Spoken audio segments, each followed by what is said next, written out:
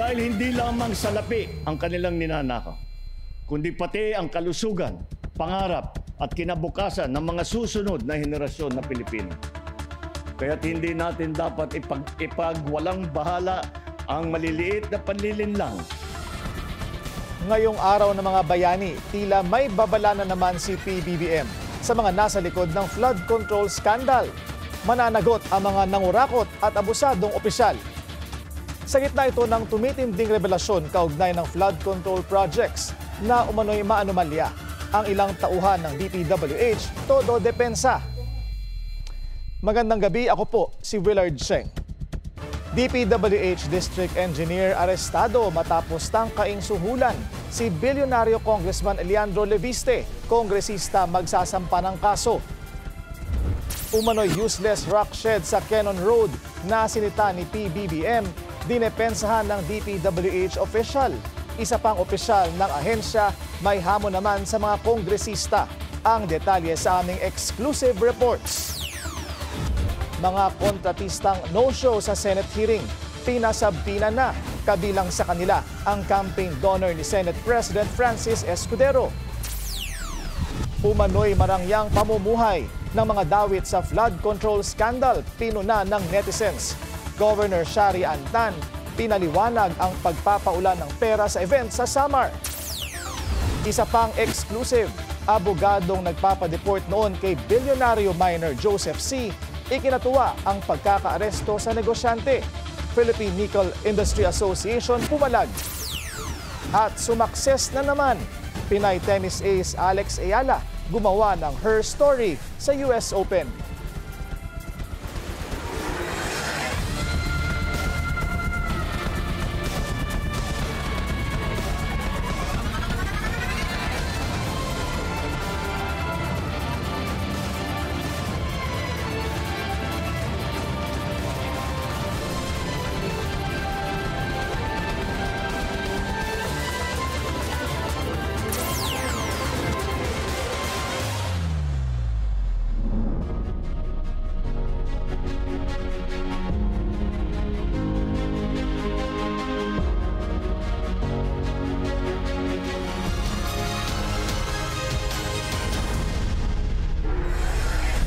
Nakatakdang kasuhan ni bilyonaryo Congressman Leandro Leviste, ang isang district engineer sa Batangas, na nagtangka umanong suhulan siya. Para raw ito ihinto ang investigasyon sa mga questionabling flood control project. Yan ang agenda report ni Joash Malimban, live mula sa Taal, Batangas. Joash, go ahead. Willard, hindi lang daw ito yung unang pagkakataon ng attempted bribery. Yan yung sinabi ni Congressman Leandro Leviste patungkol sa issue na ito. At doon sa kaninang inspection niya, doon sa may balayan, sinabi niya na hindi daw ito tungkol doon sa kung magkano yung pagtatangkang panunuhol, pero tungkol doon sa mga substandard projects na nare-receive ng publiko dahil umano sa korupsyon. Arestado si District Engineer Abelardo Calalo sa Taal, Batangas matapos umanong magtangkang suhulan si 1st District Representative Leandro Leviste. Ayon kay Batangas Provincial Police Spokesperson Lieutenant Colonel Aleli Buakin, agad na rumisponde ang PNP matapos makatanggap ng tawag mula sa staff ni Congressman Leviste na sinabing a crime has been committed. Ang dahilan umano ng panunuhol, itigil ang planong imbestigahan ang mga maanumalyang flood control projects sa kanyang distrito. Mga mag-alas 5 ng hapon, last Friday, August 22, 2025, ay may tumawag na staff ni Congressman Leandro Leviste. Congressman siya ng 1st District ng Batangas at inire-report na may krimen na nangyari. At ang krimen nito, it pertains to the violation of Article 212, yung corruption of public officials ng Revised Penal Code. At may paglabag din sa RA 3019, yung ating anti-graft law.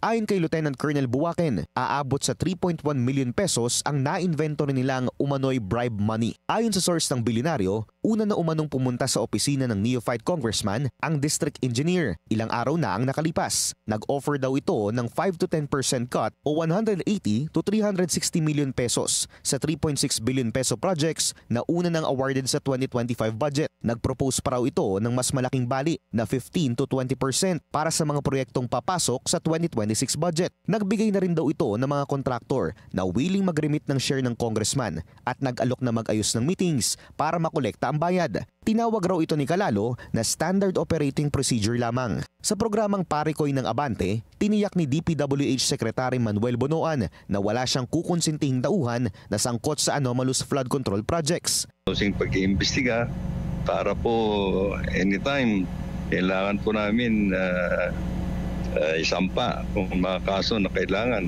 Katunayan po, meron na po akong tinanggal na mga opisyal sa isang district engineering office. Opo. Para po mawala po sila dun sa lugar nila at kailangan mga dokumento intact po. Ayon kay Congressman Leviste, nakatakda silang magsampa ng official complaint bukas laban kay Calalo. Willard, kasalukuyan pa rin nasa kustudiya ng PNP si Calalo at hindi pa rin siya nagbibigay ng kanyang panig dito sa issue na ito. Pero sabi ng PNP kanina, moving forward, na dapat ding tingnan yung angulo na kung sino ba or kanino ba galing yung pera na inoffer umano as bribe money.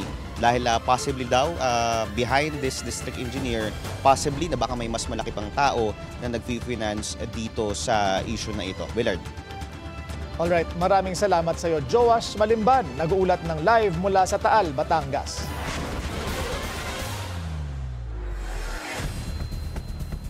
Umani ng batikos ang viral video ni Samar Governor Shari Antan na sumasayaw habang pinapaulanan ng pera. Kasabay nito, lumutang pa ang iba't ibang resibo ng umano'y marangyang pamumuhay ng mga opisyal na inuugnay sa maanumalyang flood control projects. Yan ang agenda report ni Joan Manalo. Kasabay ng pagputok sa umano'y mga anomalya sa iba't ibang flood control projects sa bansa, ang paglutang ng mga pangalang idinadawit sa kontrobersya. Kabilang dito ang DPWH First District Engineer sa Bulacan, sina Henry Alcantara at Bryce Hernandez. Si Alcantara ay former district engineer ng ahensya, habang humalili naman sa kanya ang bagong talaga na si Hernandez. Napabalitang na-relieve at naka-floating status ngayon ang dalawa matapos ang investigasyon sa ghost project sa lalawigan na matatagpuan lang daw sa distritong hawak nila. Ngayon, nasa hot seat ang dalawa dahil usap-usapan sa social media ang tila maluhong pamumuhay nila kahit nasa salary grade 19 to 25 lang daw ang usual na sahod ng isang district engineer. Sa isang larawan, makikitang suot ni Hernandez ang isang Louis Vuitton quilted button-up shirt na nagkakahalagang 96,700 pesos.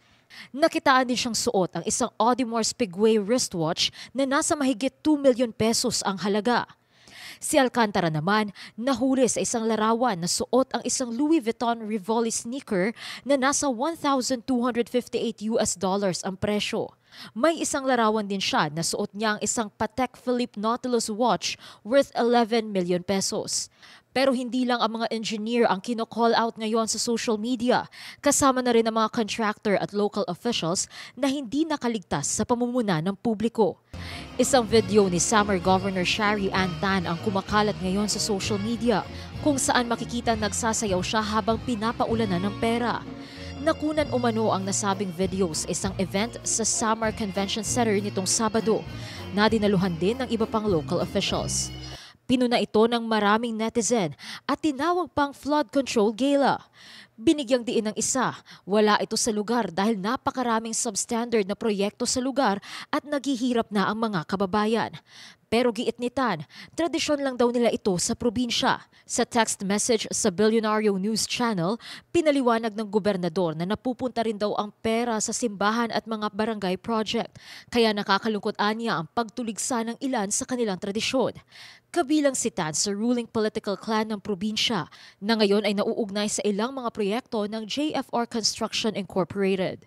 Nakapagtala ito ng 18 flood control contracts worth 856 million mula 2022 hanggang 2024, ayon sa sumbong sa Pangulo Portal. Isa naman ang Eastern Visayas sa mga flood-prone areas sa bansa, kaya base rin sa sumbong sa Pangulo website, hindi bababa sa 100 ang recorded flood control projects sa rehiyon. Marami sa mga ito, lalo na sa Leyte, SunWest ang contractor. Isa ang SunWest sa top 15 contractors na nakakuha ng pinakamaraming flood control projects sa bansa. Ang co-founder nito, si Ako Bicol Party List Representative Zaldico. Kaya usap-usapan na rin ngayon ang umano'y lavish lifestyle ng mga kapamilya nito. Sa Instagram ng kanyang pamangkin na si Claudine Co, makikita ang travels at vlogs ng dalaga sa iba't ibang bansa. Kita rin sa isang TikTok video na galing sa vlog ni Claudine ang pagsakay ng kanyang pamilya sa isang private plane. Bukod pa sa SunWest, hawak din ng pamilya Co ang isang aircraft leasing business at nakapagtala rin sila ng 5 billion peso capital. Pagmamay-ari naman ng kapatid ni Zaldi Co na si Christopher Co ang High Tone Construction and Development Corporation. Nakasama rin sa top 15 contractors na isiniwalat ni Pangulong Ferdinand Marcos Jr. Para sa Agenda, Joan Manalo, Billionario News Channel. Nilinaw ng tanggapan ni Samar Governor Shari Antan na hindi nakunan ang viral video sa isang engranding dinner, kundi sa Hermano Night ng piyesta sa Catbalogan City. Ayon sa Samar LGU, invited guest lang ang gobernadora sa tinatawag na kuratsa at nakisayaw bilang bahagi ng tradisyon. Anila, bahagi nito ang gala o money showering na sumisimbolo sa pagbibigayan at community spirit. Bagamat naiintindihan nila na dapat maging sensitibo ang public officials, lalo na sa gitna ng iba't ibang problema ng bansa, hindi raw ginawa ang pagtitipon para ipakita ang yaman o kapangyarihan, kundi pagbibigay galang sa identity ng mga Samarnon. Muling binigyang diin ng opisina ni Tan na mapupunta ang proceeds sa iba't ibang simbahan sa lalawigan. Susuriin na rin ng Bureau of Customs ang legalidad ng luxury cars ng mag-asawang Curly at Sara Diskaya. Sa isang panayam, sinabi ni Customs Commissioner Ariel Nepomuceno na sisiyasatin ang mga consignee sa importation ng nasabing mga sasakyan. Aminado naman si Nepomuceno na limitado lang ang kanilang kapangyarihan sa commercial establishments. Court order daw kasi ang kinakailangan para sa private at residential establishments. Dumipensa ang contractor ng 264 million peso rock shed sa Cannon Road na tinawag ni PBBM na walang silbi. Ang DPWH nanindigan ding malaking tulong ang proyekto. Narito ang exclusive agenda report ni Dovie De Guzman. Mula sa 33.53 kilometrong haba ng Cannon Road o Rosario to Baguio Road, 21 bahagi ng kalsada ang natukoy na delikado ng pagguho. Ito ay base sa assessment na isinagawa ng DPWH Central Office noong 2018. Ang lugar na kinatatayuan ng rock shed sa Camp 6 Cannon Road ay isa sa mga natukoy na critical section. Ito ang isang critical section which ang design that was conducted by the consultancy of the Central Office is a rock shed. So yun po ang nakikita nilang best countermeasure to counteract yung possible instability sa slope na ito. January 2023 nang inumpisahan ang konstruksyon ng rock shed. Natapos ito noong April 2025. 248 meters sana ang kabuang haba ng rock shed. Pero ang naprobahang pondo na aabot sa 264 million pesos ay para lamang sa 151 meters. Dahil sa matinding pag-uulan dala ng bagyong Emong, bumagsak ang crib wall o slope protection sa bukana ng rock shed.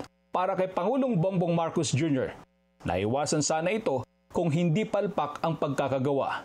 Giit ng Pangulong Marcos, useless ang rock shed na ito. Pero ayon sa DPWH, malaki ang tulong nito para maproteksyonan ang mga motoristang nagdaraan dito mula sa mga bumabagsak na malalaking tipak ng bato at lupa.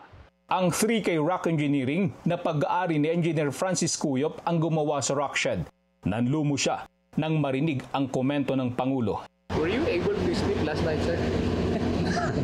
Oo, kasi malinis naman po yung konsensya natin. Buti nga nakatayo pa rin tayo rito. In spite of the fact na testing na itong rock shed, may mga videos na malaking bato na tumama rito for the past na bagyo and still standing po itong structure. Paglilinaw ni Engineer Cuyo, ang bumagsak ay crib wall o slope protection. Naitayo ito 25 taon na ang nakalilipas. Hindi ito anya bahagi ng kanyang proyekto. Inabutan po namin, may mga pictures po na magpapatunay na old na structure po yun. Unfortunately, tinamaan po nung malalaking bato na nanggaling sa taas. Kasunod ng inspeksyon ng Pangulo, nagsagawa rin ng inspeksyon kanina si DPWH Secretary Manuel Bunuan. I think itong titingnan po namin kung nandyan naman yung structure at bubusisihin po namin kung paano ginawa ito. No? Ano ang magkano ang presyo, ano ba talaga yung design, ano po ba yung talagang budget, sino ba ang contractor, sino ba ang nagpagawa nito. Dokumento na namin dito, kaya nga po nandito ako para tingnan personally kung ano po itong structure dito. Dahil sa pangambang lumala pa ang pinsala dahil sa pagulan, inatasan niya ang regional office na tapusin sa lalong madaling panahon ang rehabilitation design. Para sa Agenda, Dobby de Guzman, Billionaire News Channel, Baguio City. Naglabas na ng sabina ang Senado laban sa mga kontratistang ng ISNAB sa Senate hearing, kaugnay sa maanumalyang flood control projects. Kabilang dito ang kaibigan at campaign donor ni Senate President Francis Cheese Escudero. Narito ang agenda report ni Dexter Ganibe ng Abante. May I move for the issuance of subpoena to those absent invited resource persons, particularly yung mga contractors, Mr. Chair, to require them to be present in the next hearing. I so move, Mr. Chair. I think the motion is in order. Bilang tugon sa motion ni Senador Bato de la Rosa noong nakaraang linggo, pinirmahan na kanina ni Senate President Cheese Escudero ang mga sabpina para sa 10 kontratista na no-show noong August 19 sa Senado. Kabilang sa padadalan bukas ng napirmahan ng sabpina sina Luisito Tiki ng LRTK Builders Inc., si Zara Discaya ng Alpha and Omega General Contractor and Development Corporation, Lawrence Lobiano ng Centerways Construction and Development Inc. na unang binanggit ni SP Cheese na donor niya noong 2022 elections. Kasama rin si Edgar Acosta ng High Tone Construction and Development Corporation, Marjorie Samidan na siyang Authorized Managing Officer ng MG Samidan Construction, Romeo Miranda ng AMO Royal Crown Monarch Construction and Supplies Corporation. Pinasisipot din sa Senado sina Maria Roma Angeline Rimando ng St. Anthony Construction Corporation, Aderma Angeli Alcazar ng Sunwest Inc., Yumer Villanueva ng Top Notch Catalyst Builders Inc. at si Mark Alan Arevalo ng Wawaw Builders. Next hearing, they have to come up with a reasonable answer. Hindi ho yung may sakit, may nauna, para hong ginagago itong committee natin na may sakit, nagbakasyon na, may mga prior schedule. Ano mas importante, prior schedule, Mr. Chair? O itong investigasyon nito? Ang 5 kontratista na sumipot o kaya ay nagpadala ng kanilang kinatawan ay imbitado pa rin sa susunod na pagdinig ng Blue Ribbon Committee. Isa sa tatalakayin ay ang issue ng pagpapahiram ng lisensya ng isang kontratista sa ibang walang lisensya mula sa gobyerno para makakuha ng proyekto. Ilan dito sa mga 15 contractors na ito ang nagpahiram ng paulit-ulit ng kanilang lisensya. Kaya nga kumalat ang personalidad nila. Na-cover nila practically all regions of this country. That will be one of the subject matters of the next hearing. Itinakda sa September 1 o sa susunod na Lunes ang ikalawang pagdinig ng Senate Blue Ribbon Committee sa tinaguriang Philippines Underwater.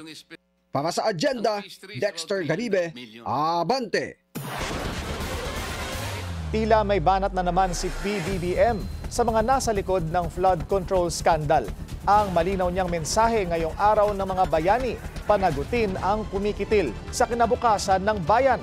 Narito ang agenda report ni Ivy Reyes.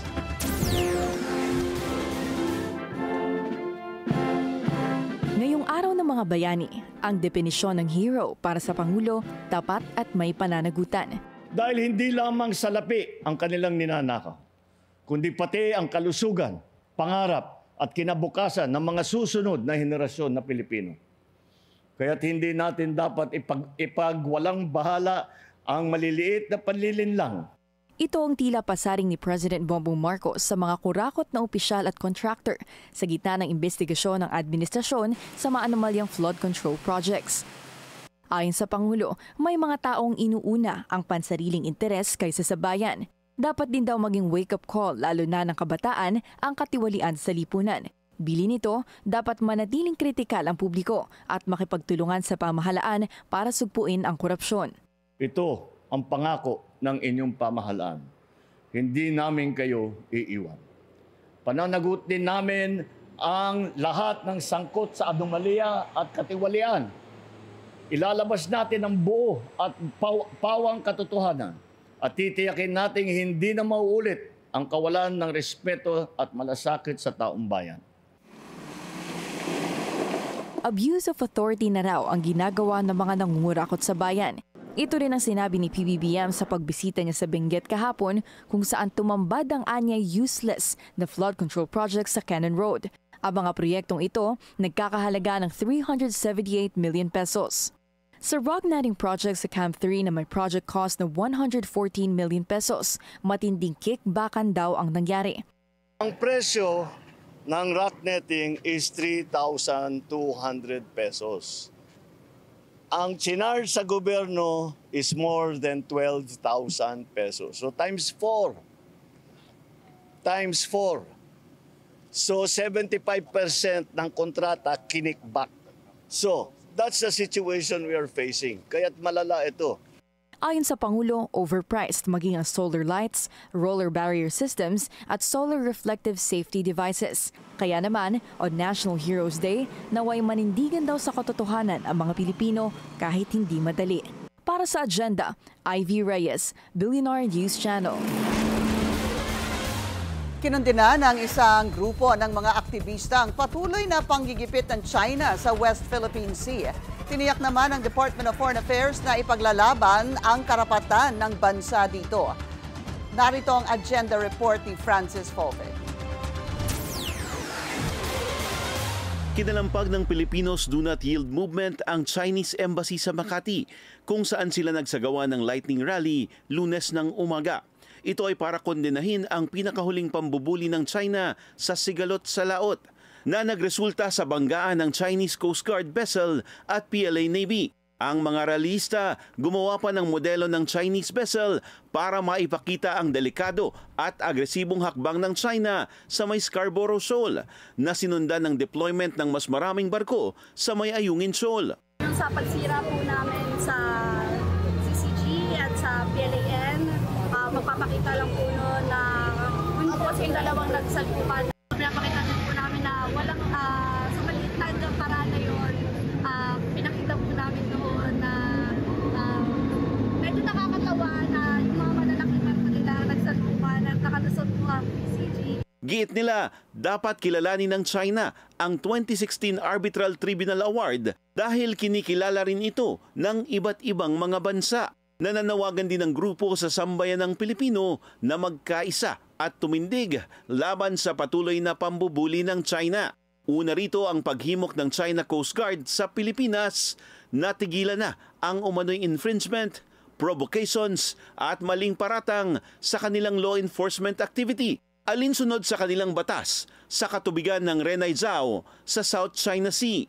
Sagot ng Foreign Affairs Department na ipagbigay alam na sa kanila ang dumaraming aktibidad ng Chinese vessel sa may Ayungin Shoal na isang low tide elevation na sakop ng exclusive economic zone at continental shelf ng bansa. Ayon sa DFA, patuloy nitong ipagtatanggol ang soberanya at jurisdiksyon at titiyakin ang kaligtasan at kapakanan ng tropang nakadestino sa BRP Sierra Madre. Pinaninindigan din nito na ang rotation and resupply mission sa barko ay karapatan ng Pilipinas at patuloy itong gagawin alinsunod sa provisional understanding sa pagitan ng Maynila at Beijing para sa maayos na rore. Una nang nilinaw ng Sandatahang Lakas ng Pilipinas na handa silang mag-deploy ng warship sa West Philippine Sea, hindi para sumiklab ang tensyon, kundi para tumulong sa anumang posibleng mangyari sa laot. It is a universal mandate. The spirit of any seagoing individual any professional organization is to extend assistance to any person requiring help in the ocean, in the maritime domain, regardless of country, regardless of flag. And we have proven that in the past. Tuloy-tuloy din ang joint military exercises ng Pilipinas sa mga kaalyadong bansa kung saan bahagi ng pagsasanay ay ginagawa mismo sa West Philippine Sea. Para sa Agenda, Francis Polbe, Billionario News Channel. Gumawa na naman ng Her Story si Pinay tennis ace Alex Ayala. Siya na ang kauna-unahang Pilipinang nagwagi sa Grand Slam main draw singles match sa Open Era. Ang detalye sa Agenda Report ni Sheila Salaysay. Binati ni Pangulong Ferdinand R. Marcos Jr. si Filipina tennis sensation Alex Ayala matapos ang maksaysayang panalo nito sa unang araw ng 2025 US Open. Sa social media post, sinabi ng Pangulo na nagsisimula pa lamang ang paglalakbay ni Ayala at kasama niya ang buong Pilipinas sa bawat laban. Dagdag pa ng Pangulo, sama-sama nating ipapakita sa buong mundo kung gaano kagaling ang mga Pilipino. Sa laban nitong Lunes ng umaga, Philippine Time, pinataob ni Ayala ang top 14 seed na si Clara Tauson ng Denmark. Sa score na 6-3, 2-6 at 7-6. Nakuha ni Ayala ang unang set bago nakabawi si Tauson. Sa huling set, muntik nang matalo si Ayala matapos maiwan sa 1-5 pero pinilit niyang ibalik ang laro at isinara ang laban sa isang nerve-wracking tiebreak. Ito ang kauna-unahang pagkakataon na isang Pilipina ang nagwagi sa singles main draw ng Grand Slam sa Open Era. Ibinahagi ni Alex Ayala kung gaano siya ka-proud bilang isang Pilipina. It's so special, they make me more and more special, to be Filipino is something I take so much pride in.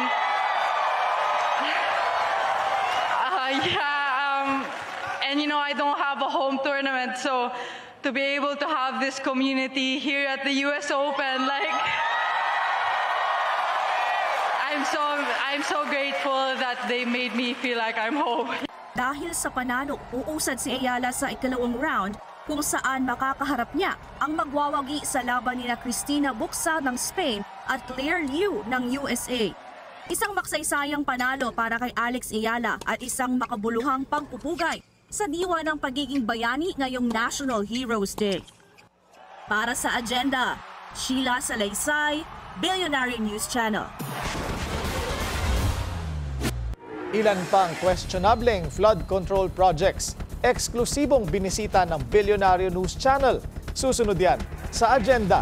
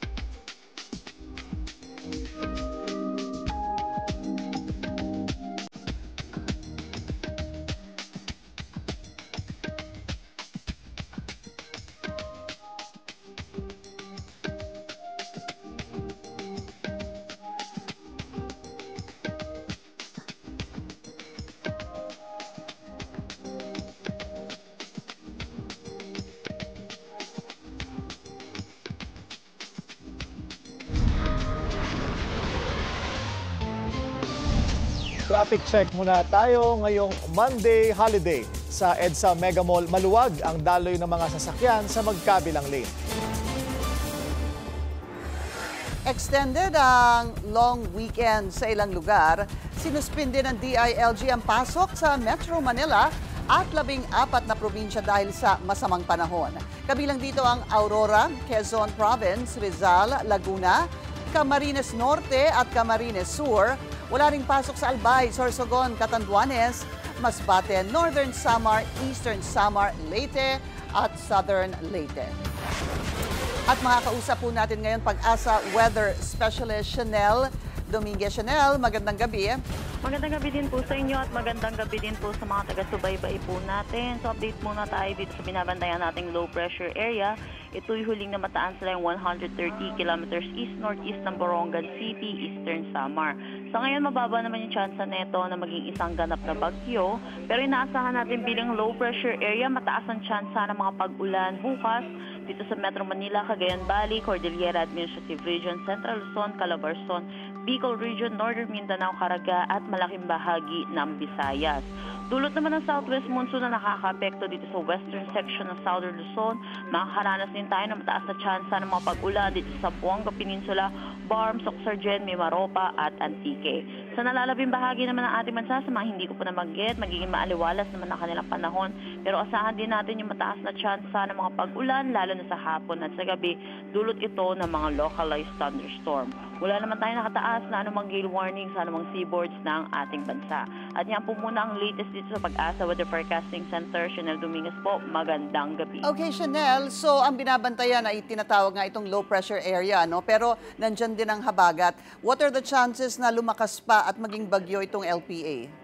Sa ngayon po, mababa po yung chance po niya. Within the next 24 hours, mababa po yung chance niya po na maging isang ganap na bagyo. At lalo pa po, pag ito po ay lumapit pa po sa kalupaan po natin, ito po bababa pa po lalo yung chance. Pero hindi din po natin inaalis yung posibilidad na pag ito po ay nakatawid na papuntang West Philippine Sea, doon po nagkakaroon possibility na maging isang ganap na bagyo po ito. At yung sinasabi mong kapag makatawid na sa West Philippine Sea, anong araw kaya yan inaasahan? So inaasahan po natin, possible po bukas na po yung kanyang crossing din po.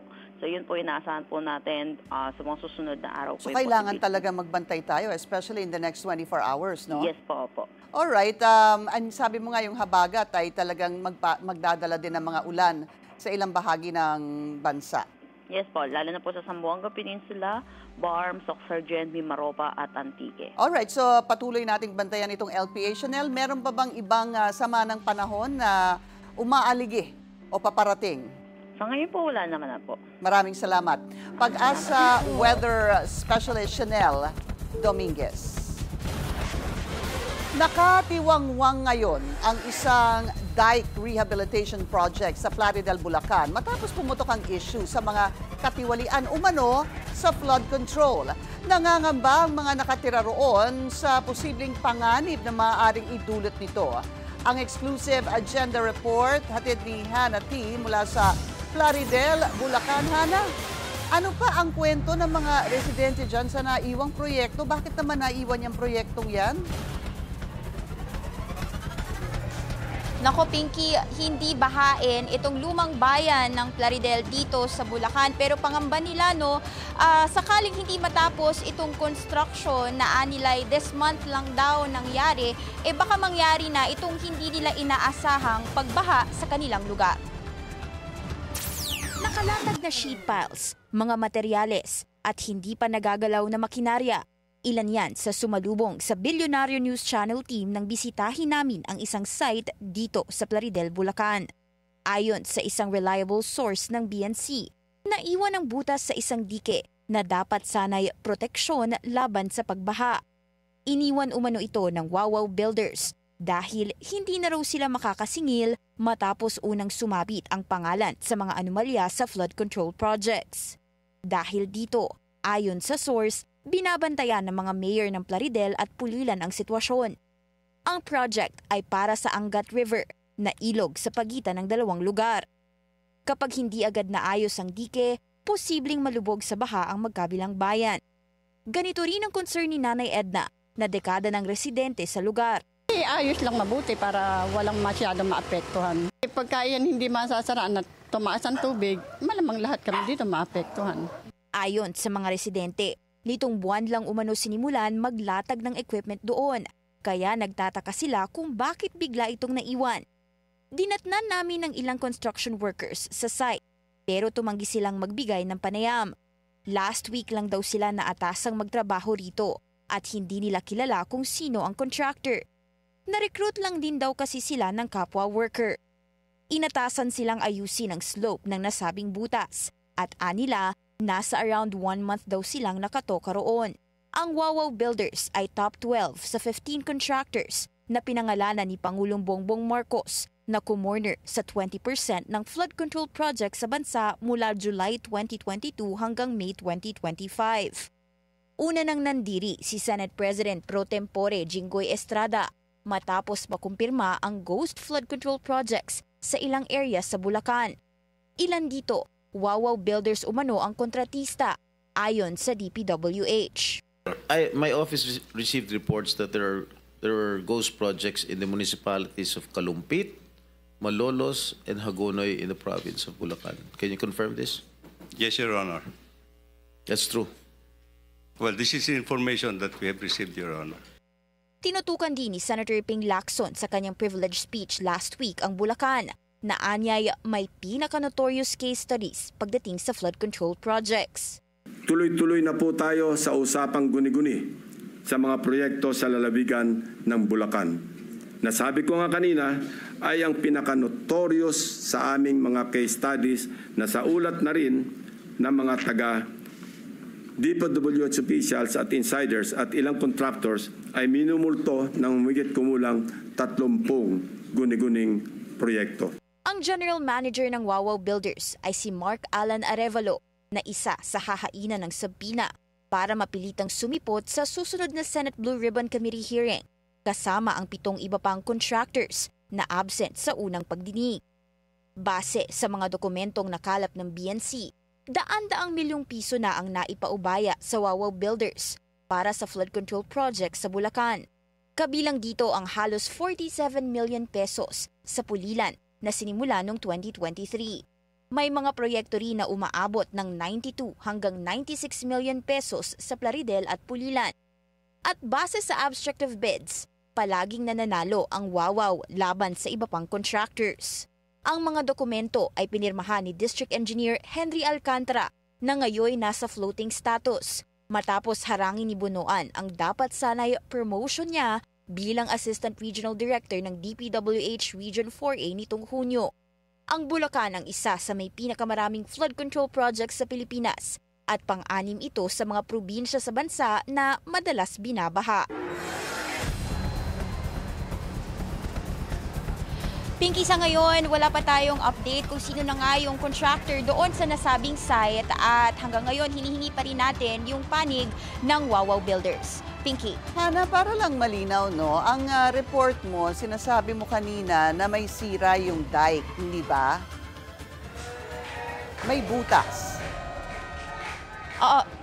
Yes, Pinky. Yung construction kasi dapat na yun ay para doon sa slope na ginawa nga or naiwan nitong nasabing Wawaw Builders doon sa site.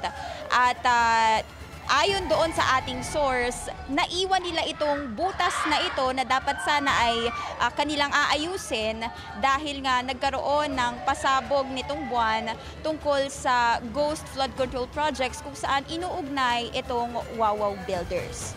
Pinky. So malinaw na dapat aayusin nila yung butas. Hindi ba?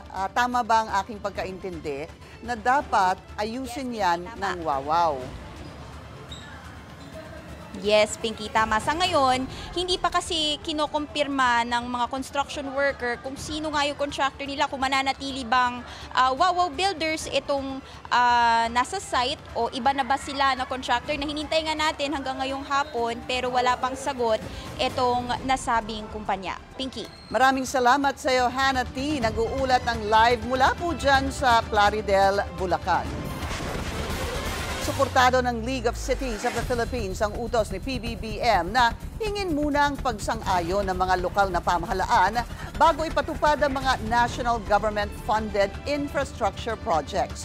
Sa pahayag na inilabas ni LCP President and San Juan City Mayor Francis Zamora, mahalaga raw ang polisiya sa pagtanggal ng anilay inefficiencies that have long plagued large-scale projects ng DPWH. Dagdag ng LCP, pinapakita nito ang lumalaking tiwala ng Pangulo sa mga LGU. Pagtitiyak ng grupo sa national government, makakaasa ito sa suporta ng mga syudad bilang facilitator ng stakeholder consultations at force multiplier sa pagmonitor ng mga proyekto. Isa ang health workers sa itinuturing na modern-day heroes. walang pinipiling panahon ang kanilang trabaho. Pero sa sitwasyon ng matinding pagbaha sa bansa, ano ang pangako ng gobyerno para sa mga bayaning inaalay din ang buhay para makapagsilbi sa iba? Narito ang agenda report ni Pierre Pastor.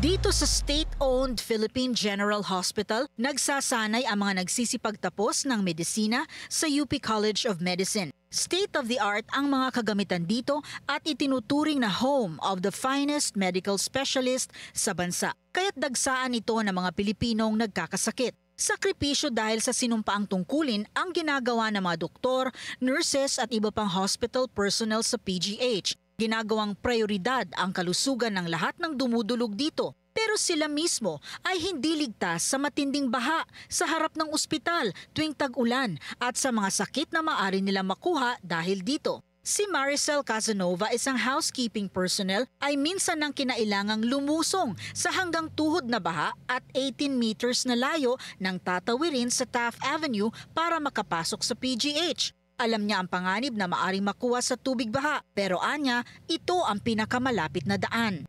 Kailangan po talaga pumasok. Kasi pagka di ka pumasok, wala pong kita. Hindi naman kami makakauwi. Tsaka di naman pwede kami hindi makauwi sa bahay dahil may pamilya po ako. Mahalaga din ang trabaho ni Dario bilang patient transport o tagabuhat ng mga pasyente at tagasakay sa wheelchair o ambulansya. No work, no pay po kasi kami pag di po kami pumasok, wala po kami sahod. Kunyari, lumusong kami, manghingi kami ng gamot sa ER. Ang sitwasyong ito ang laman ng post ni Dr. Melfred Hernandez sa ex-account ng isang Roby Meriales.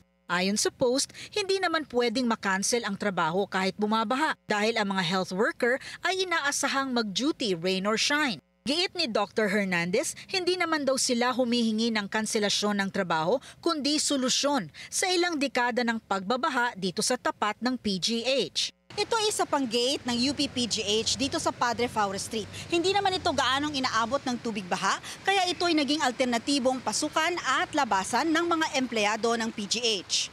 Kamakailan lang binigyang pagpupugay ni Pangulong Bongbong Marcos ang mga health workers sa kanilang mga pagsasakripisyo para sa paglilingkod sa mga may sakit o bilang frontliners lalo noong panahon ng pandemya. Pero tila nakaligtaang banggitin na matindi lalo ang sakripisyo nila kapag bumabaha, makarating lamang sa mga ospital na kanilang pinapasukan. Sa ngayon, wala pang tugon hinggil dito ang pamunuan ng PGH. Para sa agenda, Pierre Pastor, Billionario News Channel. Muling naghatid ng inspirasyon sa local aspiring athletes si Japanese baseball icon Tsuyoshi Yoda. Ang detalye ng kanyang ikatlong pagbisita sa bansa sa agenda report ni Sheila Salaysay. Balik Pilipinas ang Japanese baseball legend na si Tsuyoshi Yoda para ipagpatuloy ang kanyang misyon na magturo at mag-scout ng mga atletang Pinoy na may pusong palaban at pangarap na maging world class. Ito na ang kanyang ikatlong pagbisita sa bansa at sa loob ng 3 araw, inilaan niya ang kanyang oras para sa mga batang manlalaro. Una rito ang pagpunta sa Rizal Memorial Baseball Stadium kung saan nagturo siya ng fundamentals sa men's at women's national team. Sunod ay binisita niya ang Tanawan sa Batangas para sa under 15 and 14 team. Matapos ay nagpunta siya sa Carmona para naman sa mga under 14 and 12 team at Taguig Baseball Field. Sa tulong ng kanyang kaibigan na si Takahiro Kondo, ibinahagi ni Tsuyoshi Yoda ang dahilan sa kanyang pagsuporta sa Pinoy young athletes. He sees a lot of talented kids here, so if we can fix those things, they can be good players. やっぱり基本本当にその大事なことをね。So one thing he wants to tell the people is the basic, because basic, if you have the good basic, then you can improve. So just basic, we want to, how to throw the ball, how to catch, how to hit. 私は全然野球上手くなかったので。He wasn't the best player, but he became the pro because of a lot of support from the adult, the coaches. Para sa mga atleta, hindi matatawaran ang karanasan na matuto sa isang alamat ng baseball. Lagi po yung gagawin sa training po para po malabas po namin sa laro yung tinuturo niya po. Masaya po dahil kahit Basics po, madami po kaming natututunan dahil po mahalaga po ang basics sa esports po. Nagkamit ng maraming parangal si Yoda, kabilang na ang Rookie of the Year, Most Valuable Reliever at All-Star. Isama pa ang malawak niyang karanasan bilang coach ng Japan Women's National Team at bahagi ng World Baseball Classic coaching staff na pundasyon ng malawak niyang impluensya.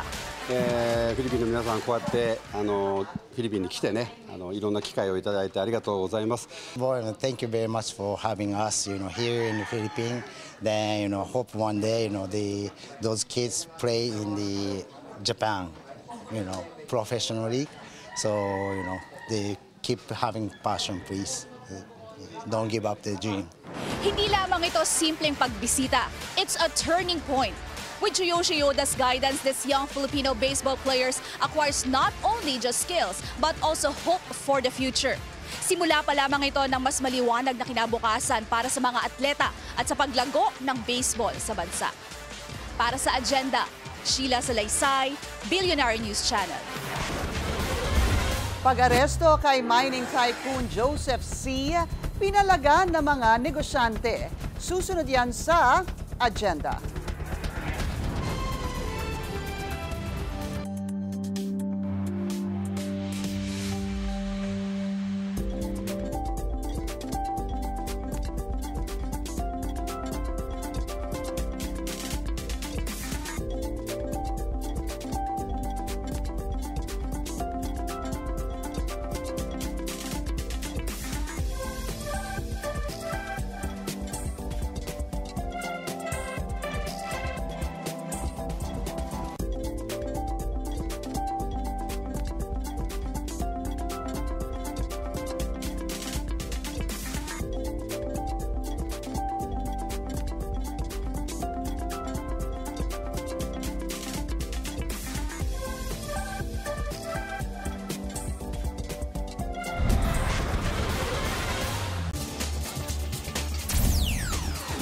Isa pang traffic check ngayong Lunes sa EDSA Boni MRT Station.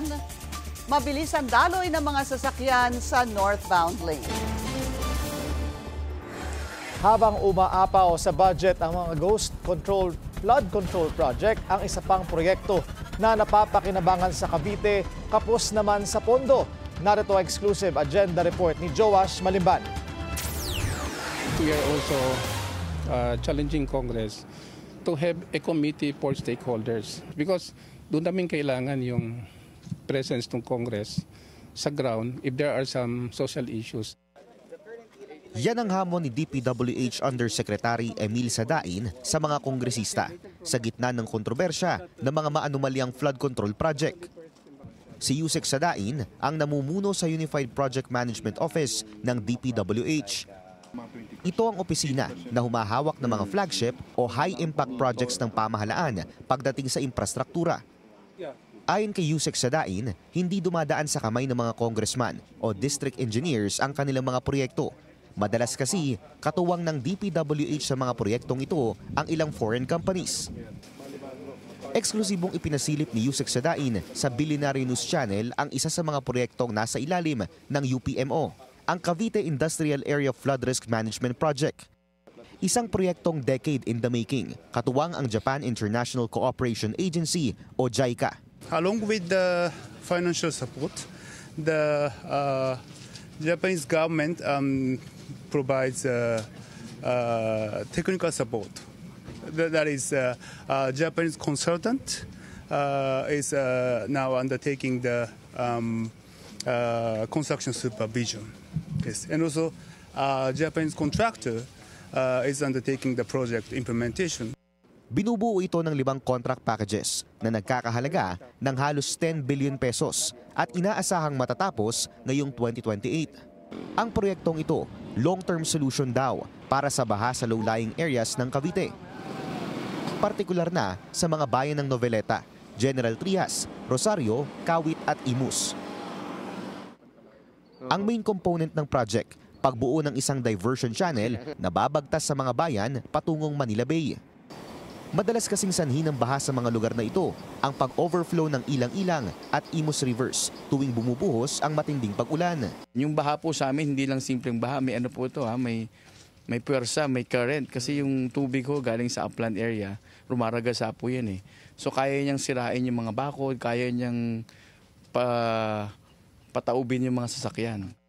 Tapos na ang first part ng proyektong ito noong 2024, ang 2 retarding basins sa General Trias na una nang naging effective na flood mitigation sa bayan ng Noveleta noong panahon ng habagat. Nakita po natin na bumagal nga po pagdating ng 4.55 hanggang 5.5, bumabagal na po yung pagtaas ng ilog natin dahil pupunta na po siya sa 2 retarding basin natin. Sumama ang news team sa ginawang inspection ni Yusek Sadain sa status ng proyekto. 30% complete pa lang ang proyekto pero up to standard ang gamit ng mga materyales at plano. In the market now, masyado pong lumalabas yung maraming mga proliferation of these sheet piles called the cold form. Mas mura, but in terms of the section modulus and flexibility, mas madali po itong mayupi. That's why marami po tayo nakikita mga nagfe-fail. But for the ODA flood control projects, the foreign seasoned projects, we always use and we always recommend the hot rolled sheet pile. Kwento pa ng DPWH, kahit konting pagbabago o pagsaliwa sa master plan, kino-call out agad sila ng Japanese counterpart sa JICA. Bukod sa pagbubuo ng diversion channel, kasama rin dun sa Cavite Industrial Area Flood Risk Management ay yung improvement of Ilang-Ilang River. Kasama na dyan, kung makikita dito sa aking likuran, ay yung pagtatanggal ng mga existing revetment projects at pagpapalit ng mga mas bago at mas matibay na river wall. Sa kasalukuyan, tila problema sa budget ang pinakamalaking hamon sa UPMO ng DPWH para matapos on time ang programa.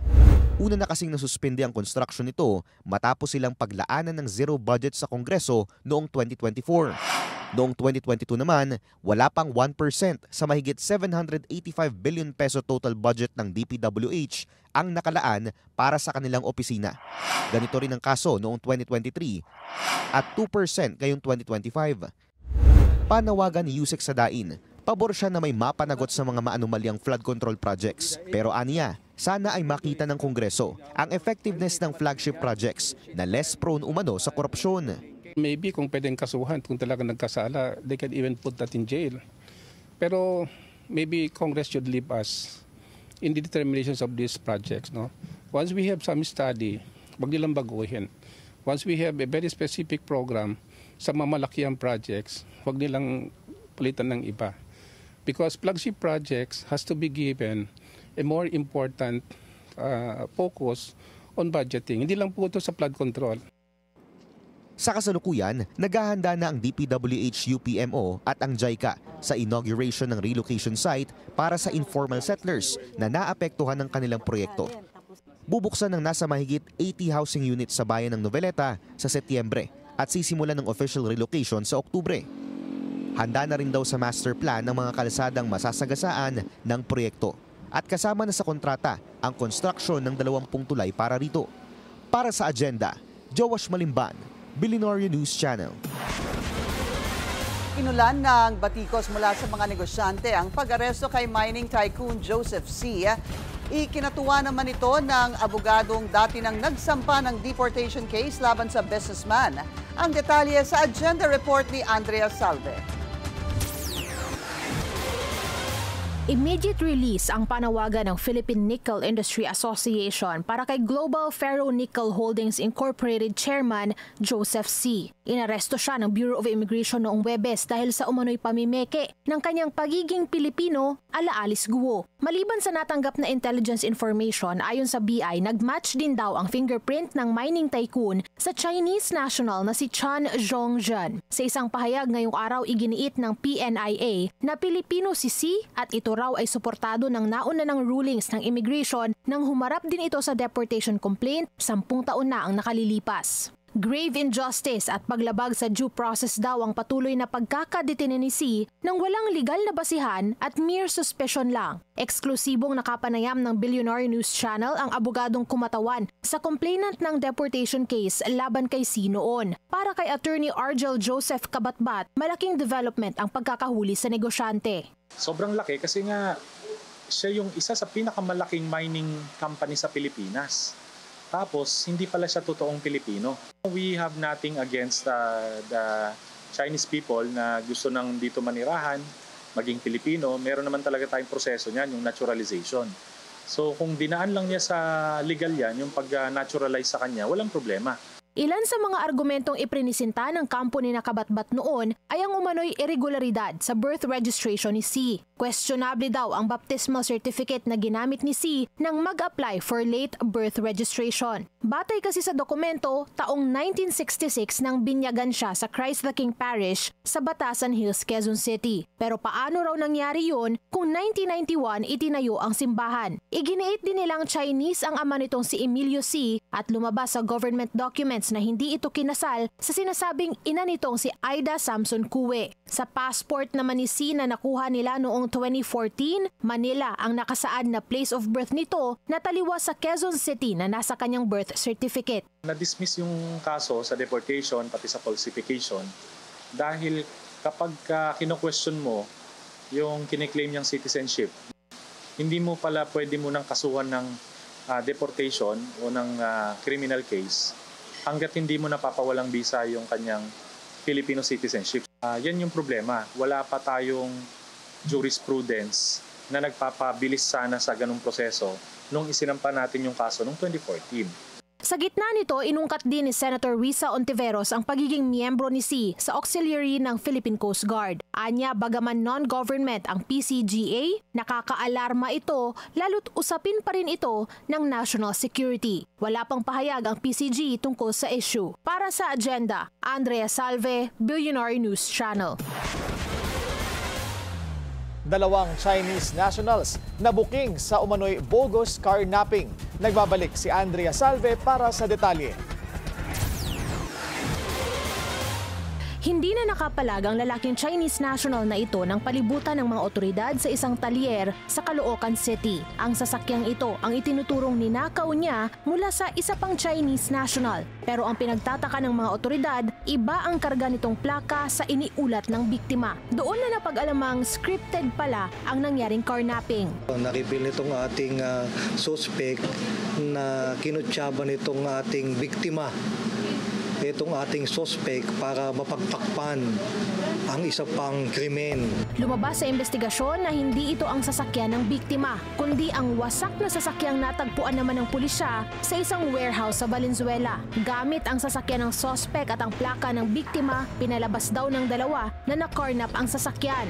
Itong ating biktima na reveal nila, pati itong ating suspect na itong ang sasakyan na Fortuner ay na-involved doon sa isang accident at total wreck itong sasakyan na ito. Ito yung modus ngayon, di ba, na carnap me para papagtakpan o para merong makuha doon sa insurance at hindi na nga mahulugan itong sasakyan. Na-turnover na raw ng Valenzuela PNP sa Highway Patrol Group ang investigasyon sa wasak na sasakyan. Sinampahan naman nila ng mga kasong perjury, illegal transfer of license plates at insurance fraud ang dalawang Chinese na sangkot sa krimen. Para sa Agenda, Andrea Salve, Billionaire News Channel. Tuloy ang pagpapalakas ng depensa ng Pilipinas sa dagat man o himpapawid. Patunay dyan ang nagpapatuloy na Exercise Alon 2025. Yan ang agenda report ni Francis Pope.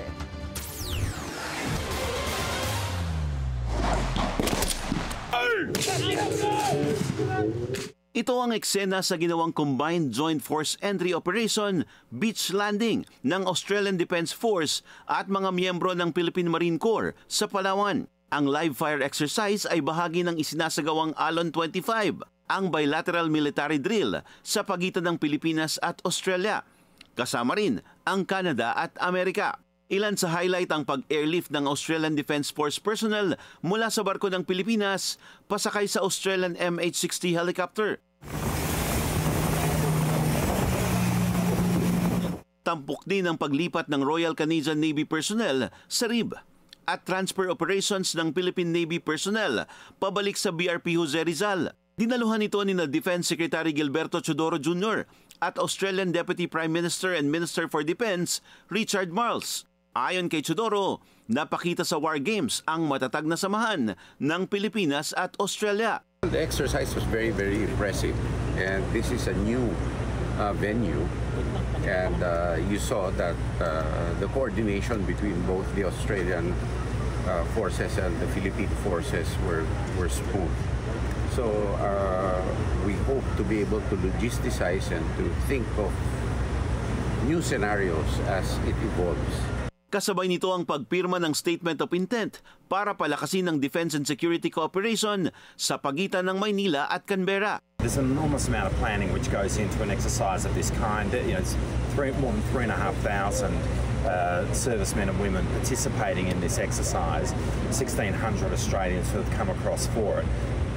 To do all of that work, all the preparatory work, it requires a lot of interaction between our defence forces, and what this agreement will do is regularise the way in which all of that interaction occurs, and in terms of exercises, operations, the way in which we meet, and so it reflects the growing relationship between our two defence forces. Magtatapos ang Exercise Alon 25 sa August 29 sa patuloy na pag-iit sa isang rules-based order sa buong Indo-Pacific region.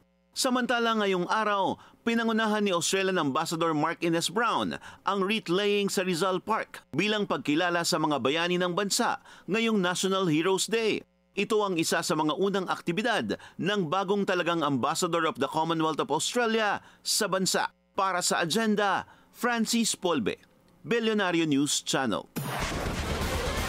Coffee, stories at human rights. Yan ang ingredients na bumuo sa Silingan Coffee. Isa itong tambayan at kabuhayan ng ilang pamilyang naulila ng mga biktima ng extrajudicial killings at iba pang matitinding sakuna sa bansa. Ngayong National Heroes Day, sa at the forefront ng BNC, ibinahagi ng bayani sa likod ng Silingan Coffee kung paano sila lumago at bumangon mula sa bawat kwento ng pagkakadapa. Yung period na yun, hinahanap namin yung blend namin. Hinahanap namin yung identity namin. Kung anong coffee shop tayo. Tapos, doon na din nabubuo yung ano magiging vision natin as a coffee shop. Kahit hindi kami kumikita, nangangarap kami. Sabi namin, kailangan hindi mawala yung story ninyo for accountability. Hindi rin mawala yung coffee, yung tapang ng kape ninyo. Kaya ilang halo na yata kami, kabiblend namin ng kape noon. Pero gusto namin yung tapang hindi mawala. Kaya yung kape namin, sinasabi namin, kailangan matapang, kahit mapait yan. Bagamat sekreto anya ang motibo sa likod ng Silingan Coffee, isa itong paalala sa pamilya ng EJK victims na kailanman hindi sila makakalimot para ipanawagan ang hustisya para sa kanila.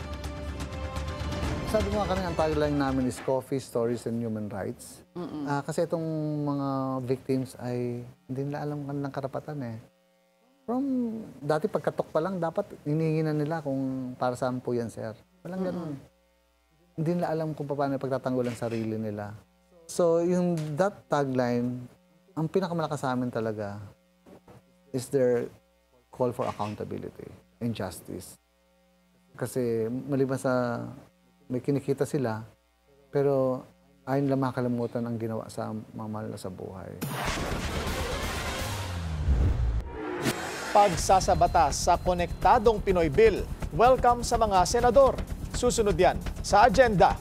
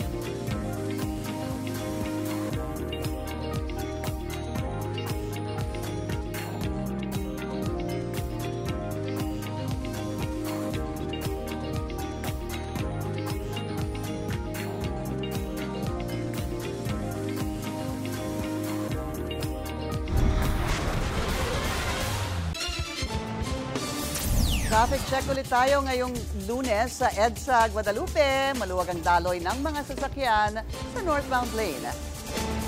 At ito po, kapapasok lang na balita dahil sa masamang panahon, sinuspindi na rin ang trabaho sa mga tanggapan ng gobyerno sa ilang lugar bukas. Ayon po sa Memorandum Circular ng Malacanang, kabilang dito ang Metro Manila, Aurora, Quezon, Rizal, Laguna, Camarines Norte at Camarines Sur.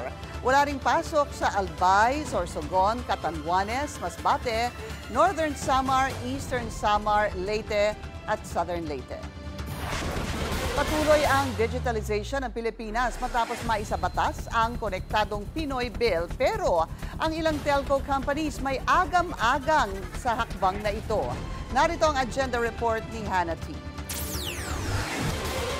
Batas na ang kontrobersyal na Konektadong Pinoy Act. Yan ay matapos mag-lapse into law nitong weekend ang panukalang batas nang walang pirma ni Pangulong Bongbong Marcos. Good news ito para sa author na si Senadora Amy Marcos dahil sa wakas, ganap ng batas ang abot kayang internet. Anya, wala na raw batang mahuhuli sa klase o kaya naman OFW na mapuputulan ng tawag sa pamilya. Una nang pinaalala ng presidential sister kay PBBM na huwag magpa-impluwensya sa powerful telcos. At kung ang pangalan daw niya ang rason para hindi pirmahan ng bill, tanggalin na raw ito para lang hindi mahirapan ang mga Pilipino. Matatandaang may rift ang magkapatid, lalo na nitong nagdaang eleksyon nang kumalas ang senadora sa admin slate at i-endorso siya ni VP Sara Duterte. Ikinatuwari ng sponsor na si Senator Alan Peter Cayetano ang pagsasabatas ng bill. Ayon sa kanya, one step forward ito para ma-modernize ang digital infrastructure para makipagsabayan na rin sa ibang ICT reforms gaya ng e-governance. Wala raw saysay ang mga ito kung hindi naman maayos ang internet connection. Sabi ni DICT Secretary Henry Aguda, malinaw ang vision ng Pangulo, walang dapat maiwang Pilipino sa digital age. Kailangan na ngayong i-draft ng ahensya ang implementing rules sa loob ng 90 days. Pero ang Philippine Chamber of Telecommunications Operators, una nang nagbabala sa panukalang ito. Paliwanag ng PCTO, ang new players pwedeng makapasok kahit hindi cybersecurity ready. Exempted ang new players sa batas na makapag-secure ng Certificate of Public Convenience and Necessity, pangunahing safeguard sa regulasyon. Dahil dyan, posibleng mapababa ang accountability at magbukas ito ng pinto sa unvetted operators.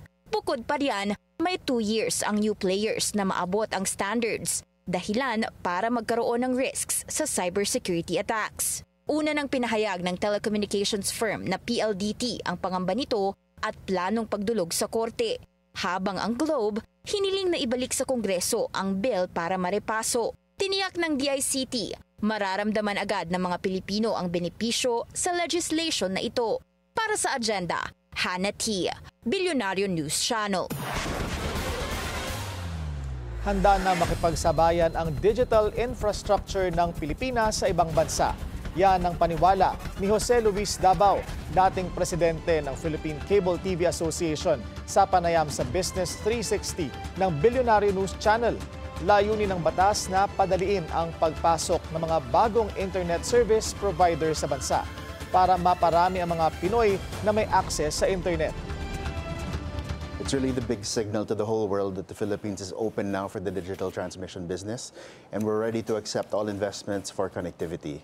It's not just a win for the admin or the country, or it's really for everybody involved who's going to connect to the internet.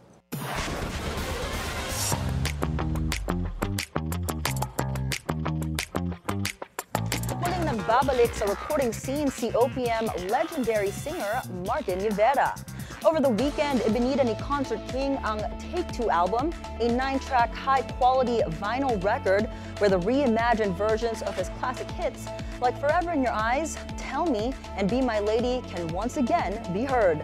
According to Martin, extra special ang Take Two, which was his way of giving back to the music label Vicor, who released his Take One album back in 1983. After 40 plus years, bumalik ako sa Vicor, because they're celebrating their 50-year anniversary, they wanted to bring me back. Bakit Take Two? I said, because it's my second take with Vicor. So we said, what kind of album can we have? We have another excuse to pay tribute again to my favorite songs, this time OPM. So it's all the remix songs of OPM songs that I've loved, that I've sung in my shows. Bukod sa classic hits ni Martin, part rin ng Take Two album ang new gen song covers gaya ng Leaves at Di Na Muli. Agaw pansin ang ganda ng mga Filipino influential celebrities sa isang jewelry gala in Bangkok, Thailand. Sparkling in beauty, wearing their Tiffany pieces were Heart Evangelista, Ann Curtis and Casey Concepcion na bihira lang magsama-sama in one fashion event. Netizens also loved the fashion moments of the three Filipina celebs who graced the event. Present rin sa jewelry gala sina Anton San Diego, Tim Yap, and celebrity doctors Dr. Ivy and Z. Teo. Bagong Miss Grand International Philippines, kinoronahan na. Susunod yan sa agenda.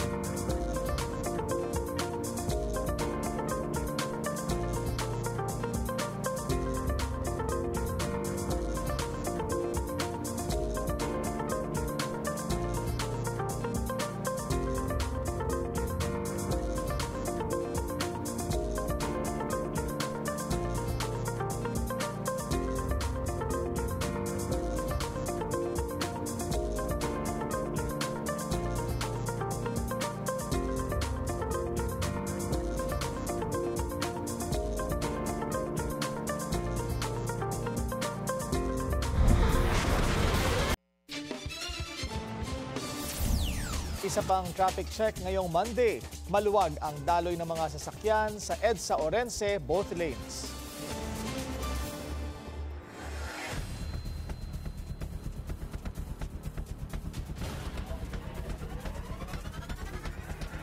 Aminado ang PhilHealth na may kabagalan sa pag-distribute ng kanilang physical cards, pero sisikapin daw nilang matugunan agad ang issue. Ang detalye sa agenda report ni Pierre Pastor.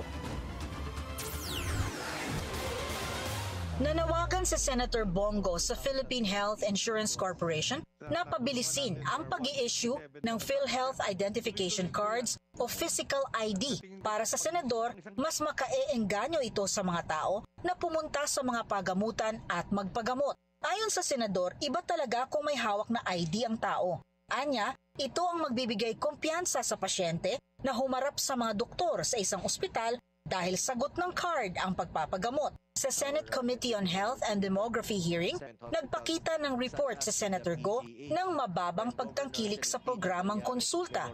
Ito ay isa ring PhilHealth initiative, pero kulang anya sa kaalaman ang taong bayan tungkol dito. Sa hearing, binanggit ni PhilHealth President and CEO Edwin Mercado na meron ng 32.78 million Filipinos na registered sa rebranded na YAKAP program o Yaman ng Kalusugan program na dating konsulta.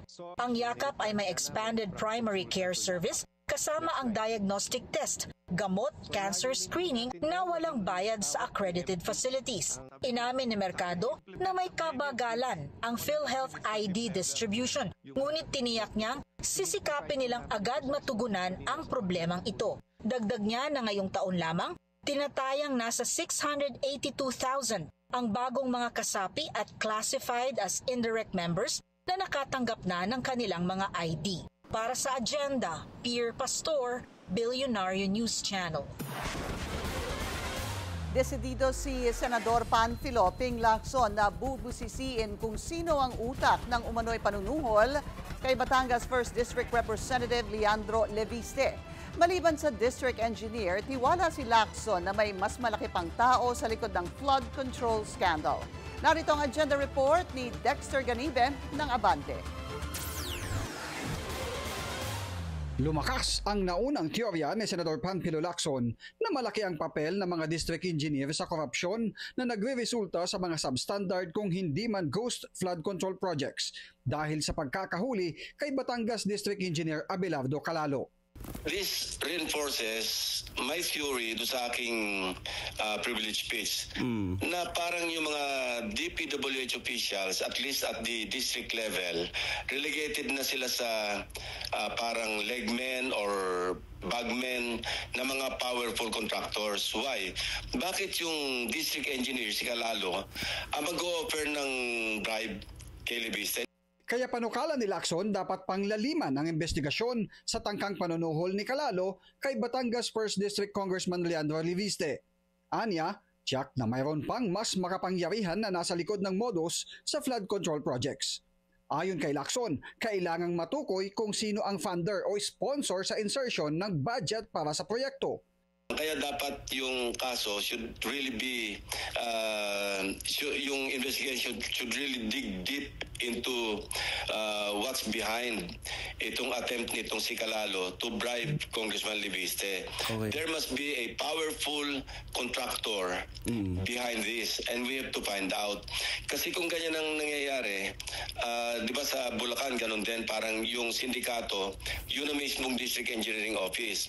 So sila na yung nagpepedel ng mga projects sa mga suking contractors. Pero somebody, yung tinatawag nating funder o yung sponsor ng insertion, yun ang nagmamanipulate. Kaya sa debate ng mga senador kaugnay ng panukalang gawing transparent ang deliberasyon ng national budget, giniit ni Senator Lacson na mailathala ang pangalan ng mga mambabatas na nagpanukala ng mga pagbabago amendments. Ang problema sa budget deliberation, nag-iisang measure, pinaka-importanting measure, maski wala na tayong may pasang batas, ito, must pass talaga ito. Ang problema, hindi nga transparent. Kaya na-embolden yung mga ibang, mga ibang congressmen or even senators na magsingit ng kung ano. Anyway, hindi naman matrace sa akin yan eh. That's my concern, Mr. President. Yeah, I get If we want to be transparent, let's be fully transparent. I get the, I acknowledge that Senator Ping has been tracking down the budget Ang for a hirap very po long maghanap time. pagka nagre-review, pagka by budget deliberation. Hirap na hirap po kami ng staff namin. Pag naghahanap ako sa yung previous year's budget, napakahirap. Pero kung merong record ako kung kanino nang galing yung amendment, mas madali ho maghanap. Pinaliwanag ni Lacson kung bakit napilitan siyang maglabas ng blind item kagabi kaugnay sa pagkakahuli ng isang district engineer na nagtangkang suhulan si Congressman Leandro Aliviste. Ang concern ko, alam mo, neophyte congressman, without taking anything away from him or questioning his resolve to pursue this case to its logical conclusion. Iniisip ko lang, baka sobrang daming pressure kasi 5 o'clock nangyari yung bribe try and yet walang ka-news about it, walang announcement. So iniisip ko, baka mamaya may mga pressure na sa kanya. So I blew the lead para mawala yung pressure sa kanya. That was my intention. Bakit ako nag-tweet late last night about the incident? After confirming that it was indeed Congressman Leandro Libiste. Okay. So yun, kinonfirm ni Lorenzo, ipinost ko na sa X. Umaasa ang senador na makakalkal pa ng mas malalim ang pagkakahuli ng nagtangkang magbigay ng kickback sa baguhang congressman na si Libiste para ma-expose kung sino-sino ang padrino ng mga district engineer na malakas ang loob para i-push ang mga maanumalyang flood control project. Para sa agenda, Dexter Ganibe, Abante.